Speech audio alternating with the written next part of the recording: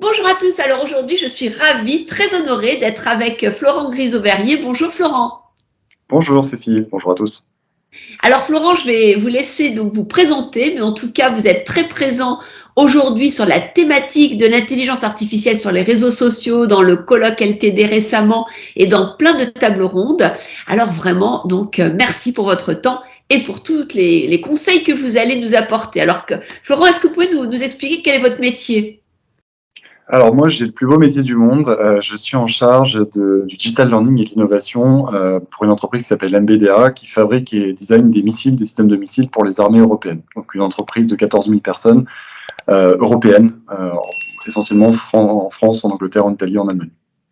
Waouh, donc vous êtes vraiment dans le learning avec des personnes qui sont dans plusieurs langues, dans plusieurs métiers, et puis j'imagine qu'ils veulent sans cesse progresser. Alors la première question, c'est vraiment peut-être commencer avec ce mot buzzword, les IA génératives, et savoir déjà, vous, dans votre entreprise, comment vous l'expliquez à vos collaborateurs et comment, en fait, vous leur donnez l'autorisation ou pas d'utiliser ces IA génératives.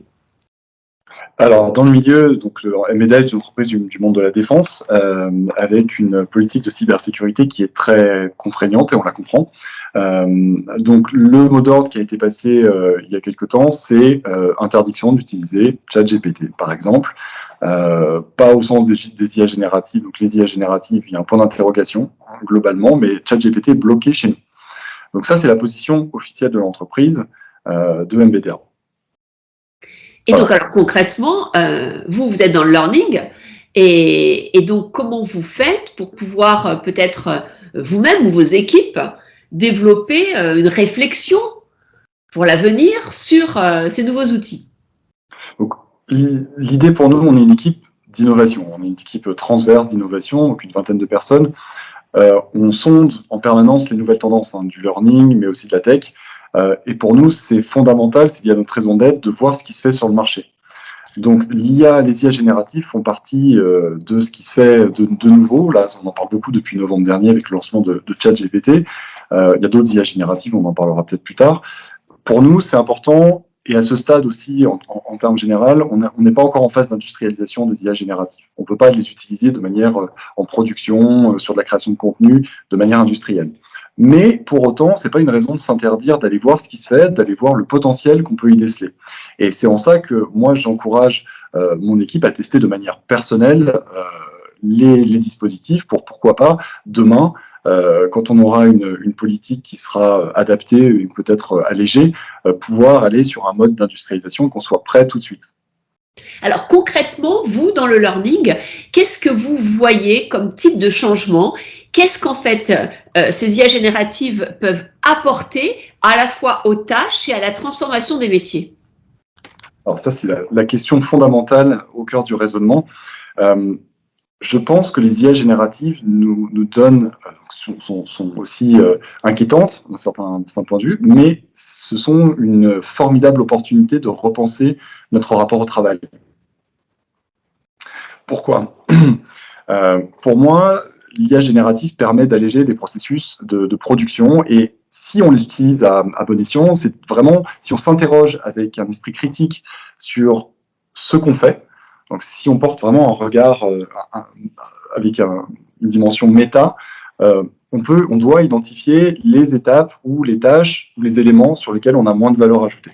Et ce sont ces étapes qui, pour moi, peuvent être prises en charge ou pourront être prises en charge par l'IA, par les IA génératives demain. Exemple tout simple, dans un processus de production de contenu e-learning, souvent les entreprises, on fonctionne avec la méthode ADI, et on se rend compte en interrogeant cette valeur ajoutée que on a beaucoup plus de valeur ajoutée sur les deux premières phases, donc sur la phase d'analyse et sur la phase de design, d'architecturage des formations. En revanche, on a peut-être moins de valeur ajoutée sur la phase pure de production, et c'est là où l'IA générative va pouvoir nous aider et nous permettre de gagner du temps considérablement. Donc phase de production, mais aussi phase de déploiement, hein, sur les plateformes, où les plateformes, c'est toujours un peu laborieux d'écrire un descriptif de cours, une fiche de cours, de présenter, de générer, de trouver une image, de créer une image pour mettre une belle vignette sur sa plateforme, et puis de le mettre en valeur auprès des apprenants. Et là encore, les IA génératives nous permettent de créer ce marketing de l'offre, à travers une fiche de cours, par exemple, une vidéo de teasing, une image avec une journée, bon, on pourra en reparler, et puis de mettre à disposition sur des plateformes qui, à terme, demain, utiliseront l'intelligence artificielle pour pousser des contenus qui seront vraiment personnalisés, adaptés en fonction de l'apprenant, de ce qu'il recherche, de ce dont il a besoin. Donc on comprend bien que dans votre processus de e-learning, il y a des phases qui sont plutôt des phases humaines et des phases qui sont plutôt génératives. Et ainsi, il va se comprimer, vous allez gagner du temps et vous allez peut-être même pouvoir automatiser certaines étapes. Mais concrètement, là, je sens que vous aviez peut-être une expérience sur les images, sur la vidéo. Alors, 3 expériences, même 4 expériences notables. Des images, enfin une expérience sur la production, donc l'étape de production. On fait beaucoup de vidéos chez nous, comme beaucoup d'entreprises, hein, pour le learning, la vidéo est très mise en avant. Et il y a toujours une étape très fastidieuse, c'est la post-production et le sous-titrage. Et on se rend compte que le sous-titrage, ça peut prendre 2 heures, une demi-journée à une personne pour sous-titrer une vidéo qui ne l'est pas forcément au début. Aujourd'hui, on a des outils, comme par exemple un outil qu'on commence à tester aujourd'hui, qui s'appelle veed.io, qui nous permet, à partir d'une vidéo qu'on va uploader, de générer automatiquement des sous-titres dans 60 langues. Et automatiquement, avec un très très faible taux d'erreur, donc de reconnaître par synthèse vocale, d'ajouter des sous-titres, et puis on peut les modifier aussi en fonction. Donc là, ça nous fait gagner, ou ça nous fera gagner un temps spectaculaire demain. Autre exemple, c'est tout ce qui va être les voix. Donc les voix des contenus, les voix des modules, hein, par exemple e-learning. Aujourd'hui, on s'affranchit quasiment totalement, et ce depuis plus de 2 ans, d'acteurs. Et en réalité, 90% des contenus qu'on produit sont produits avec des voix de synthèse, des voix artificielles qui ont gagné en qualité, qu'on appelle des voix neuronales, qui utilisent un algorithme d'intelligence artificielle. Donc on utilise Microsoft Azure pour générer des voix de synthèse et créer des voix en français, en anglais, en italien, en allemand, qui sont bluffantes, de naturel, qu'on peut venir modifier. Et c'est ça l'intérêt, hein, en fonction des retours, des modifications des contenus, qu'on peut venir modifier en un clic. Donc ça, gros gain de temps. Pour tout ce qui est texte, génération de descriptifs de contenu, ChatGPT peut s'appliquer, on ne l'a pas encore fait, mais on l'explore en ce moment. Et puis, dans la partie marketing de formation, on a un outil qui est super, que je suis depuis ses débuts, ses lancements, qui est Synthesia, pour générer de la vidéo. Donc, c'est un outil qui est né avant la naissance de ChatGPT. Donc, j'ai découvert au salon Learning Tech de l'année dernière, à Londres, et qui permet de créer, d'avatariser en fait des personnages et puis de créer une présentation animée. Est-ce que pour autant c'est la mort des studios de production et de captation? Ça ne l'est pas, parce qu'on voit qu'une vidéo de 10 minutes avec un avatar, c'est quand même un peu lassant. Donc il y a des usages, et l'idée aussi c'est de bien identifier les bons usages en fonction des objectifs qu'on veut pousser avec ces technologies. Par exemple, pour Synthesia et la création de vidéos, encore une fois, création de vidéos qui peut se faire dans une centaine de langues, et donc qui fait gagner du temps et de l'argent, c'est plutôt des vidéos courtes, axées marketing de l'offre, hein, donner envie, plutôt que de donner un plan de formation écrit en PDF, on va pousser une vidéo très courte, 30 secondes, 1 minute, qui présente le programme de formation, qui donne envie aux apprenants de s'y mettre, pour pouvoir engager en fait, les apprenants dans les dispositifs. Alors ça, c'est quand même très intéressant parce que ça a l'air simple, ça a l'air en fait à forte valeur ajoutée en communication, mais il y a bien des biais, il y a bien des points sur lesquels il faut être vigilant, j'imagine, dans votre métier. Beaucoup de points sur lesquels il faut être vigilant. Ce que je recommande toujours aux équipes, c'est de ne pas utiliser leur adresse email corporate. Il y en a même qui vont plus loin, il y en a même qui utilisent des fausses adresses générées pour ne transmettre aucune donnée à caractère personnel aux intelligences artificielles. Le risque étant que les intelligences artificielles génératives vont utiliser les informations qu'on leur transmet, les intégrer dans leur base de données pour générer d'autres réponses, les agréger, et au final, on perd la propriété des données qu'on y met. Donc, attention à qui on est, hein, comment on entre dans le produit, mais aussi qu'est-ce qu'on y met. Attention aussi à ce qu'on en ressort. Il ne faut jamais oublier l'esprit critique. On peut avoir un résultat qui est à 90 ou 95% convenable. Néanmoins, il faut toujours avoir un regard critique, vérifier, croiser les sources, pour être sûr qu'on ne fait pas confiance qu'à ce que nous disent les IA génératives. Oui, et alors vous, qui aimez, quand même avoir un regard prospectif, si on s'imagine, dans 5 ans, avec, une maturité des outils, avec des systèmes peut-être fermés dans lesquels on peut intégrer, les datas de l'entreprise parce que, imaginons qu'elles soient des ChatGPT internes, dans des environnements sécurisés, comment vous voyez le learning de demain en fait? Quelque chose de très individualisé, de très rapide, les nouveaux métiers du learning? Comment vous voyez cette transformation quelque part?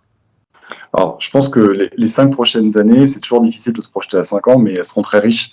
Quand on voit ce que nous a apporté une technologie comme ChatGPT en moins de 6 mois, ça laisse songeur par rapport aux 5 prochaines années. Je pense qu'on va vraiment vers de la rapidité, de l'efficacité, de l'individualisation aussi des parcours de formation avec ces nouvelles IA en termes de contenu, mais aussi en termes de plateforme. On voit qu'il y a beaucoup de progrès qui ont été faits de ce point de vue-là pour individualiser des parcours de formation, voire peut-être même demain des parcours de carrière en fonction des aspirations de la personne, de ses compétences, etc. Donc ça ne passera pas sans un système de recueil, d'analyse des données qui soit suffisamment centralisé et d'un système d'analyse qui soit suffisamment puissant pour, bien sûr, aller chercher les données qui sont intéressantes et qui puissent permettre d'aller vers ce learning, effectivement, que je pense dans le futur plus individualisé, plus rapide et totalement intégré en fait dans le travail. Alors peut-être dernière question, Florent, comment en RH vous accompagnez peut-être la montée en compétence de tous les collaborateurs, quel que soit leur métier, sur ces sujets?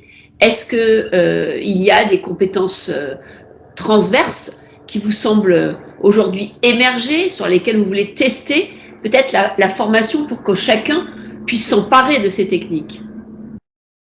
Aujourd'hui, encore une fois, on en est à l'étape de test. Donc, on est un peu circonspect. Chez MBDA, effectivement, on est dans un environnement très restreint au niveau des réseaux et de la politique de cybersécurité, et heureusement.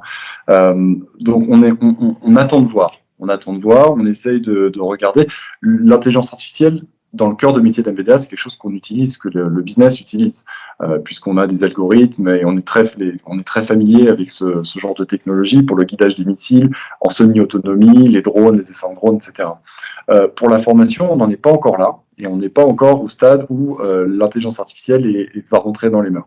Néanmoins, moi, ce que je pense qu'il faut cultiver, et ce que je pousse à cultiver dans les équipes, c'est la curiosité vis-à-vis des nouvelles technologies, et surtout le fait de s'amuser. Je pense qu'aujourd'hui, on pense beaucoup à l'efficacité, au ROI, mais on oublie en fait tout cet aspect de veille technologique et de penser à ce que peut-être sera la formation de demain. Et ça, on peut le découvrir que si on va tester à titre personnel des outils, des technologies, qu'on s'amuse avec, qu'on crée des images avec Midjourney, on pose des questions à ChatGPT, on crée des présentations avec Tom, voilà, on fait plein de choses, on teste, et puis on voit ce que ça donne, mais au moins on est prêt. Et on a un panorama, on s'est bien amusé, on a un panorama complet, et demain on pourra transformer l'essai. Un immense merci Florent pour tout ce partage, à la fois très concret et puis en même temps très, j'allais dire, prospectif. Hein. Je retiendrai au moins 3 idées. La première idée, c'est que vous êtes vraiment dans une période de test et que même dans une entreprise où, bien sûr, il ne s'agit pas de mettre des données confidentielles dans ces IA ouvertes, publiques, qui aspirent tout, mais vous testez quand même grâce peut-être à des circuits fermés, des circuits d'innovation et grâce à votre volonté d'être prêt pour le moment où tout sera peut-être plus calme. La deuxième idée, c'est qu'en fait, en learning, vous avez déjà créé des usages réfléchis, vous avez testé, mais c'est pas en suivant des modes d'emploi, c'est en créant par rapport à vos propres circuits, vos propres outils, vos propres scénarios. Et ça, c'est très intéressant. C'est ce qui change certainement, c'est qu'on est sur du sur-mesure avec ces nouveaux outils et on n'est plus du tout sur un copie-colle. Donc intellectuellement, c'est très très énergisant. Et puis la troisième idée, c'est qu'en fait, même si aujourd'hui vous êtes un peu, j'allais dire, une spin-off, un intrapreneur à l'intérieur d'une très belle entreprise européenne, eh bien vous pensez déjà à l'acculturation de l'ensemble des collaborateurs en se disant qu'il y a peut-être des compétences spécifiques qui sont des compétences humaines, la créativité, qui ne sont pas que des soft skills, parce qu'il faudra aussi être bon sur la sélection sur la curation, sur le contrôle de tous ces outils. Et donc, au-delà du test, vous préparez certainement eh bien, des réflexions collectivement pour pouvoir avoir donc, tout un format pour acculturer l'ensemble à ces nouvelles technologies. Merci, et puis en tout cas, on continue à vous suivre sur les réseaux. À bientôt.